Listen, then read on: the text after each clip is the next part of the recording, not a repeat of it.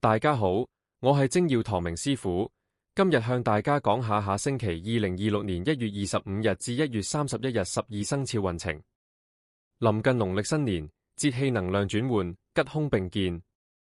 鼠年出生朋友，貴人相助，機遇多，人際和諧，升職加薪有望，人脈帶來財源，偏財佳，單身者易遇心儀對象。牛年出生朋友，平穩中帶機遇，朋友助力，突破競爭，收入穩定，合作拓展，多陪伴另一半。虎年出生朋友，官運亨通，貴人扶持，表現突出，財運穩健提升，桃花旺，易遇良緣。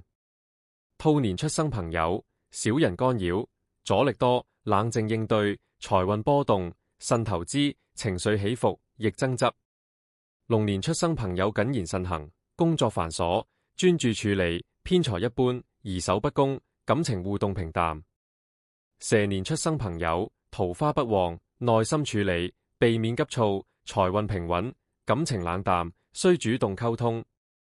馬年出生朋友，謹慎言行，新機會出現，小心處理，正財穩定，感情互動良好。羊年出生朋友，平穩中帶挑戰，努力有回報，防小人，正財穩定，感情和諧。猴年出生朋友，活力充沛，創意十足，適合突破，偏財運佳，桃花運旺。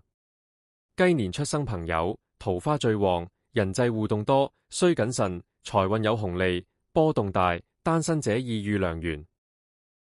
狗年出生朋友，財運最旺，事業穩步提升，偏正財佳佳，感情和諧。